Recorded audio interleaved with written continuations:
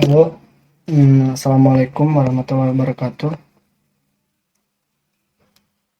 Eh, Minal aidin wal faidin, mohon maaf lahir dan batin.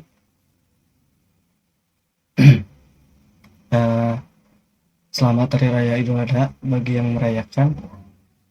Eh, dan juga mohon maaf untuk video yang sebelumnya ternyata ada kendala teknis ya, sehingga videonya memang kurang efektif gitu. Nah, dan saya coba untuk memperbaikinya. Eh, Oke, kita akan kembali ke materi ya, dan materinya adalah tentang FTR, yaitu file to return. Nah, FTR ini bagi teman-teman yang belum paham dengan FTR, FTR ini adalah gagal kembali ya.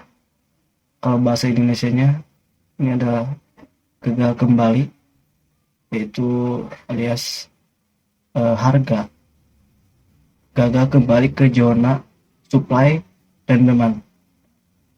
Nah, seperti apa gambarannya ya? Oke, kita akan coba menggambarkan sedikit. Sorry. Nah, ketika harga sedang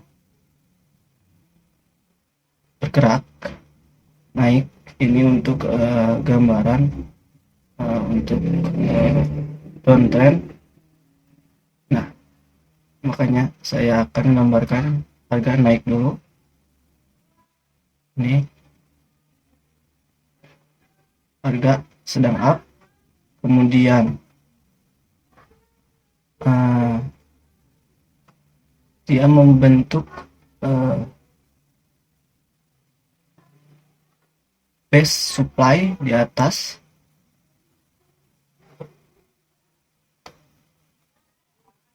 Nah, kemudian harga drop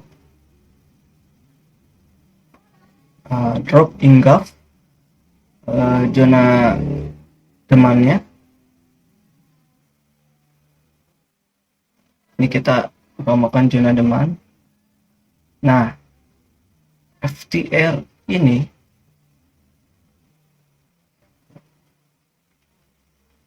kemudian harga naik, tetapi dia tidak menyentuh zona supply-nya, alias harga bertertahan di tengah-tengah, membuat ekor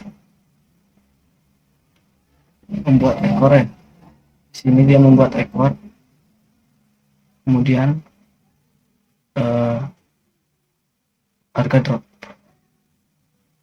drop dan inggaf kembali. Nah, FTR-nya itu adalah ini.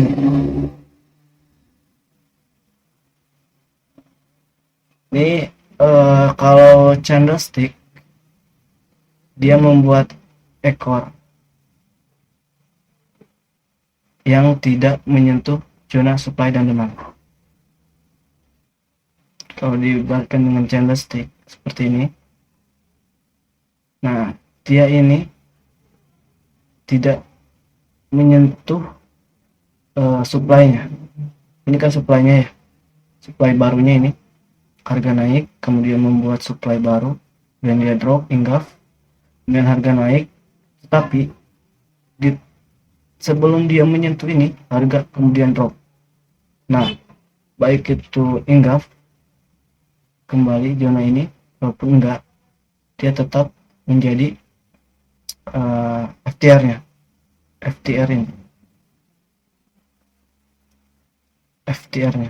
Nah, ketika seperti ini, harga membentuk seperti apa? Mau dia drop, melanjutkan harga. Ketika harga kembali, entry di area supply-nya.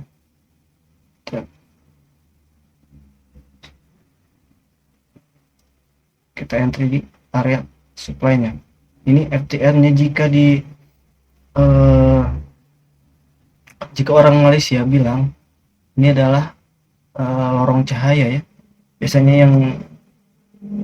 yang pernah belajar di supply demand di orang Malaysia itu mereka menyebutnya king. Ini kingnya, dan ini zona ini lorong cahayanya. Ini yang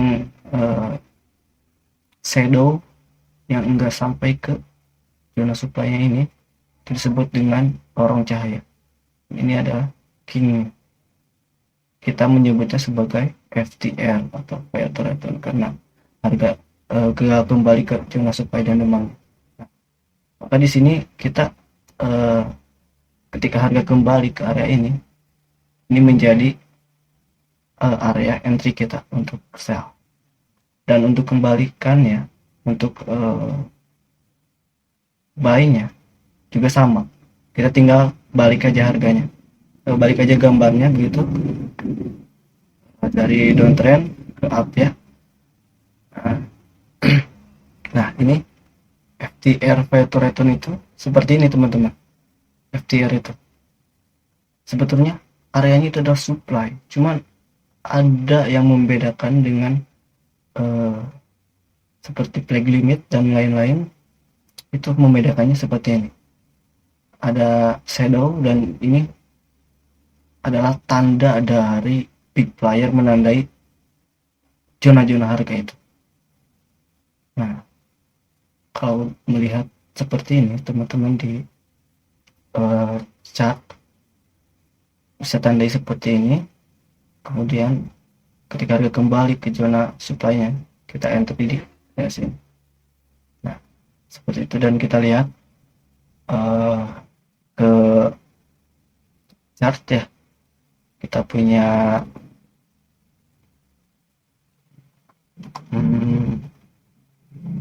GBPJPY ya. Ini kita akan lihat di mana sih ada FTR itu, bagaimana reaksi harga terhadap FTR. Nah kita akan lihat di area sini.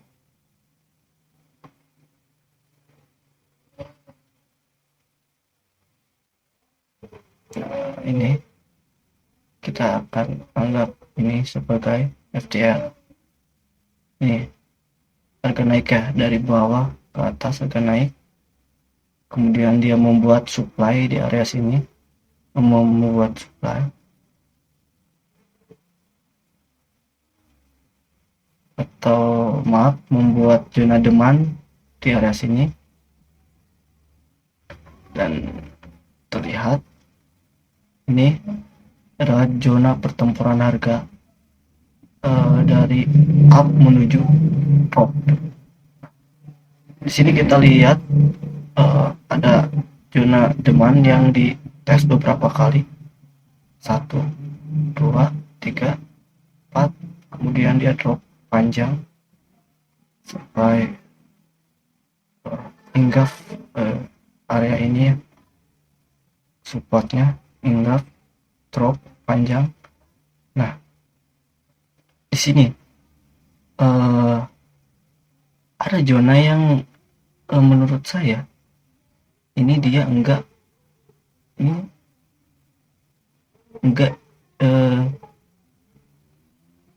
ngetes zona supply yang baru, yang ini ya enggak, dia cuma beberapa pip saja, dia enggak masuk ke area supply. Dan ini adalah FTR nya teman-teman.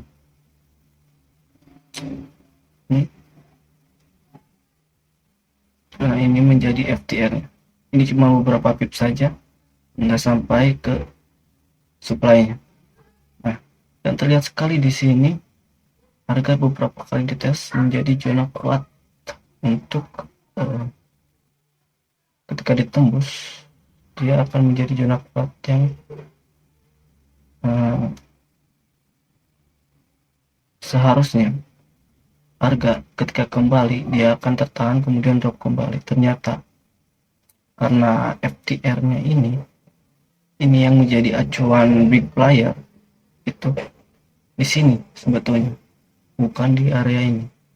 Karena kalau entry di area ini dia akan gagal ya. Karena di sini big player menandai area ini.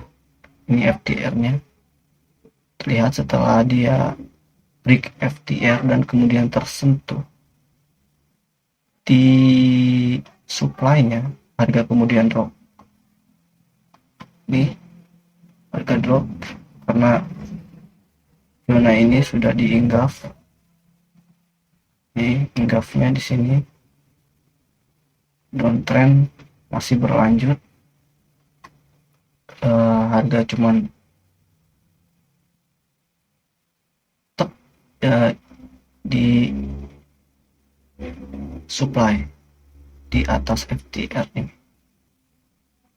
Lihat harga drop ya.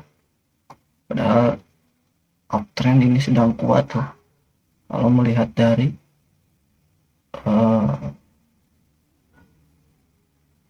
gerakan harganya, uptrendnya itu sedang kuat. Dan kita lihat juga zona yang beberapa kali dites itu menjadi membuat pergerakan harga menjadi top yang panjang, dan ternyata di demand yang seperti ini yang dites beberapa kali itu terjadi lagi teman-teman di sini, yang membuat harga itu drop kemudian engulf lagi ya. Di sini lihat ada demand nih, kita zoom, ada demandnya. Yes, ini demandnya.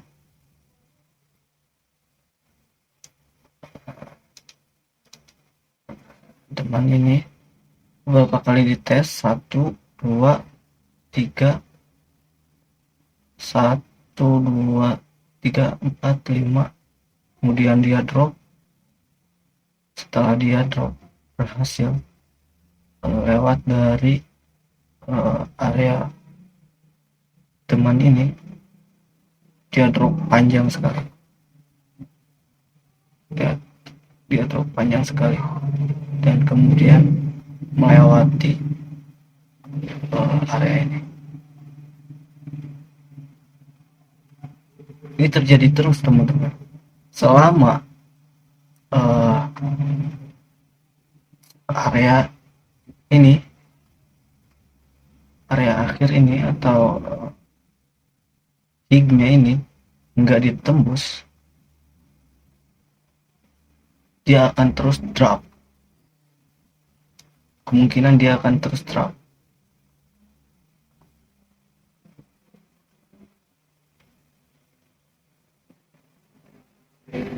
Ya, kemungkinan dia akan terus drop. Dan alasan dia bisa drop ke sini, nih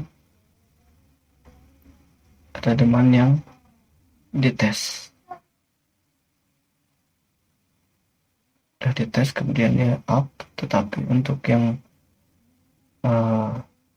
area ini masih ada demand yang presif. Mungkin dia bisa saja tertahan dulu di area ini. Kalau dia memang drop kembali, atau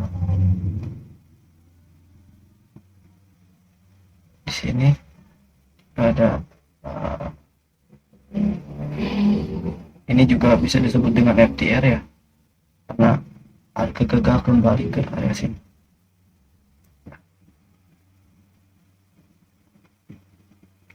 Kita menjadikan dua acuan ini sebagai pertimbangan harga ya. Jikalau harga break up kemudian engulf di area sini, kita bisa entry di area sini. Ini bisa jadi FTR ya.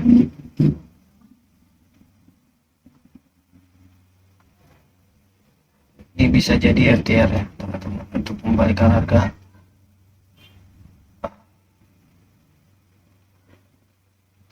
Tapi jika misalkan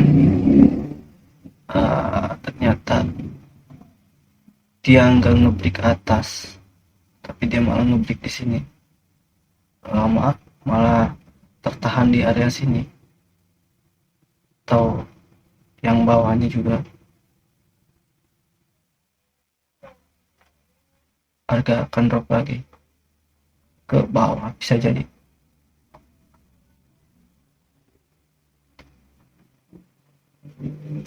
Akan drop ke bawah.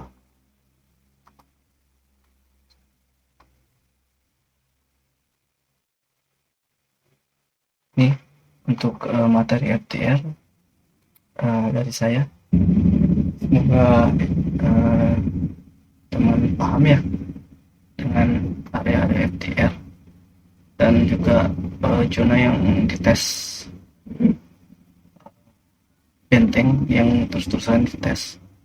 Ketika di break ternyata dropnya itu bisa panjang, bisa menggerakkan harga sampai ratusan pip. Itu histori harga itu kalian juga bisa mencari di pair-pair yang lainnya yang seperti ini. Benar nggak sih? Yang zona supply atau pendeman yang terus-terusan dites bisa menggerakkan harga yang sangat panjang. Dan ini bukan masalah pembuktian, tapi kita hanya melihat dari histori harga. Nah, segitu saja teman-teman dari saya. Semoga ini membantu. Untuk video selanjutnya kita akan berikan lagi materi yang